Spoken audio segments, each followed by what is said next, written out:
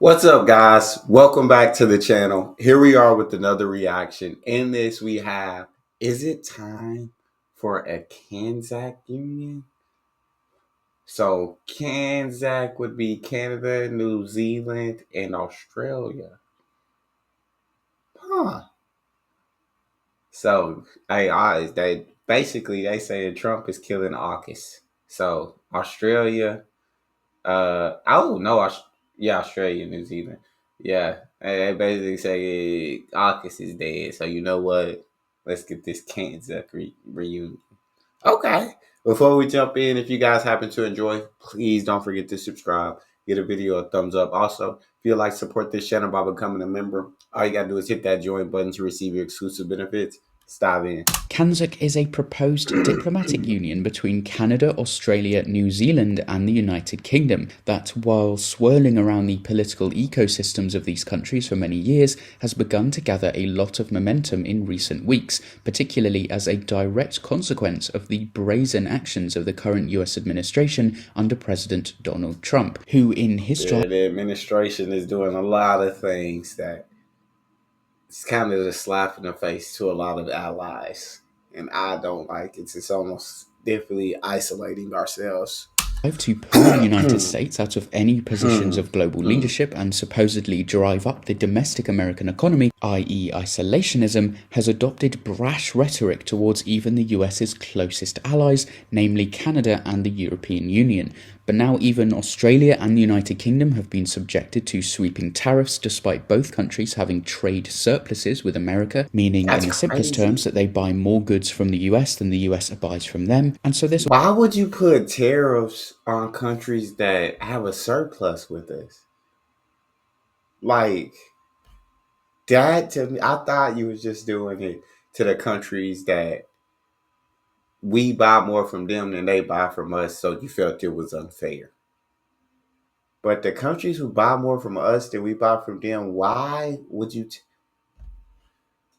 all begs the question, with such an It unpredictable and don't now make seemingly sense. unreliable occupant of the White House and the very fate of the established Western rules-based global order that has existed for the last 80 years since the end of World War II under such serious threat, is it time for these four nations bound so closely in culture, language and history to form a new bolstered union to protect and preserve their ideals? That is what we will discuss in this video, but first, what is Canzuk and what might it actually involve? Well, Canzuk International, the foremost group campaigning for a Canzuk union, explains that the idea would aim to establish freedom of movement, free trade, a coordinated military and foreign policy, as well as deeper constitutional dialogue between Canada, Australia, New Zealand and the United Kingdom, who all of course share the same head of state as well in King Charles III. The Canzuk nations also all share the same majority language, English, the same Westminster-style parliamentary system,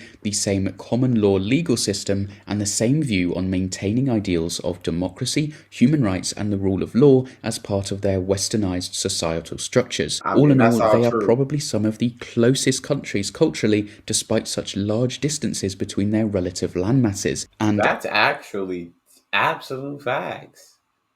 Like, actually, that's that. The more and more the talk, the more and more the video go on, the more and more I'm like, this is starting to make sense. Like, this union, this could actually be something.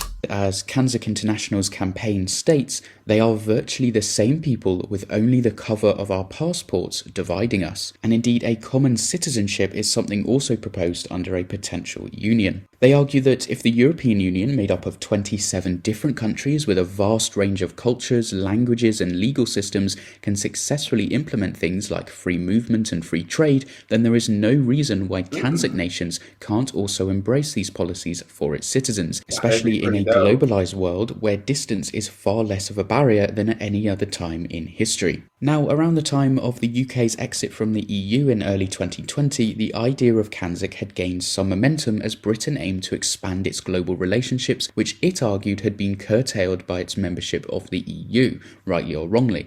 However, over the past 5 years, this momentum had seemingly slowed, especially after the economic shocks of the COVID pandemic and the war in Ukraine. But as countries continue to emerge and adapt to those setbacks, and now as the United States increasingly adopts a hostile approach to its trading relationships, even to its very closest of allies, this shift has led So to a stupid. reinvigoration of the Canzuk movement, and particularly So absolutely stupid, bro. It's just frustrating because it's like I don't understand what his goals are. I don't understand exactly what he's trying to do. And that's what's frustrating because these moves don't make sense to me.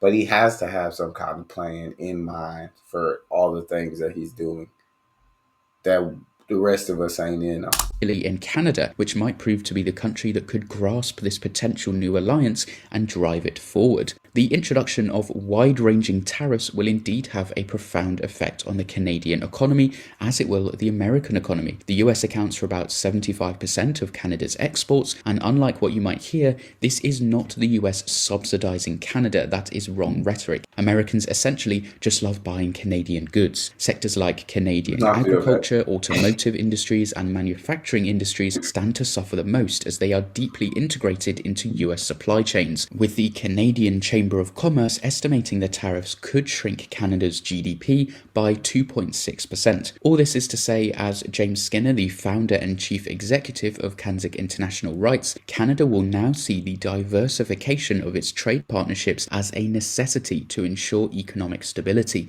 previously an unthinkable betrayal from one of its closest allies. And unsurprisingly, a deepened relationship with Canzuk countries is a popular way of Canada doing so, and having such close ties with these countries could inevitably facilitate smoother trade and investment flows, especially as the four nations could leverage this synergy to create a more integrated economic space, reducing their Facts. dependency on any single market. The UK, for example, which currently has tried to position itself as a middle way, trying to balance relations with the US and the EU, is in nonetheless a precarious position, and having a third option of a strong Canzuk free market would no doubt be beneficial, with some caveats to Facts. protect certain UK sectors, I'm sure. But these are Facts. I feel like, especially with the UK doing Brexit, leaving the European Union, this Kansas Union could be absolutely beneficial for them as well as all the other countries involved.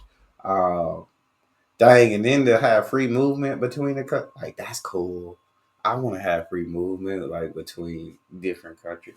I want to be a part of the union. conversations that I can see being fairly swiftly resolved given the common language and respect between these countries. But Canzuk is not just about free trade, it also has a strong strategic, military, and intelligence aspect. The current global situation, with an American administration that seemingly wants to retreat from its positions of global leadership for no apparent reason, ceding its position as global I don't hegemon understand even it. quicker, and allowing China to appear as a more reasonable actor, something which seems Crazy, unthinkable to European allies, especially the crazy. threats against the NATO alliance, and dismissing the idea of Article 5, which has only ever been triggered once after 9/11 and saw dozens of countries coming to America's aid to fight the war on terror. And I don't see those countries asking for compensation, but especially after some of the comments with JD Vance, the vice president, that he's deeply insulted two of America's closest military allies in France and the UK, who have They're fought idiots. and died side by side with Americans for the last 3 They're decades in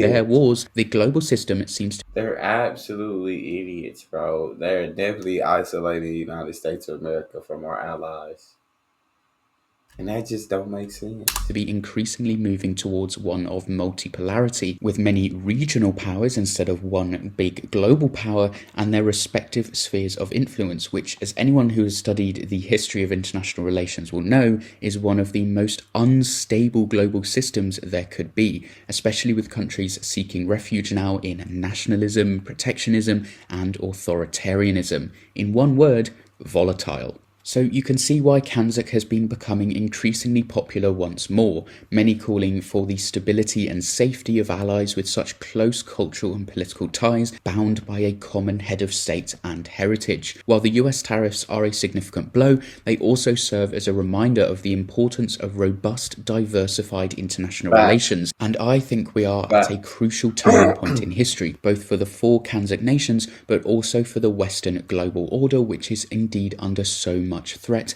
essentially from within. After all, whatever you think of Henry Kissinger, he was right in the fact that it is dangerous to be America's enemy, but to be America's friend is That's fatal. crazy. If unpredictability, instability, How you know Henry Kissinger? How were you on to the United States that early on? But yeah, I mean, with this administration, that quote is absolutely correct. and It seems like the enemies are definitely getting treated even better than the allies. It's crazy. betrayal is to be the norm in the US's relations with its partners, the time for Canzuk is now. Canada, Australia, New Zealand, and the UK need to seize the opportunity to bolster their economic, strategic, intelligence, military, and diplomatic ties to create a union for their mutual interest, a reforged Anglosphere to ensure a prosperous future without the need for overdependence on any one country or market. And Canzuk polls incredibly well in all four countries, Oh, and if more people knew about God this dang. opportunity, I do believe they would support it. It is undeniable that Yeah. due to its territorial size, geographic scope, population, and advanced economies and militaries, Canzuk could easily establish itself as a new great global power, and by banding together, this Anglosphere would be a force to be reckoned with. So, what do you think? Is it now the perfect time for a Canzuk Union to emerge amidst the current instability in the world? Let me know down in the comments below. If you enjoyed this video, please like and subscribe and share it around to spread the idea Dang. of a Canzuk Union. This needs more publicity. Thank you very much for watching, and I will see you next time. That flag was kind of fire too. That flag was pretty dope. But yeah, I think it's a very beneficial deal for all four of the countries involved. I hate the fact that the US is isolating ourselves and disrespecting our allies. Y'all let me know what y'all think in the comment section. If you enjoyed, don't forget to subscribe, give the video a thumbs up, check out the next, and I'll see y'all next time.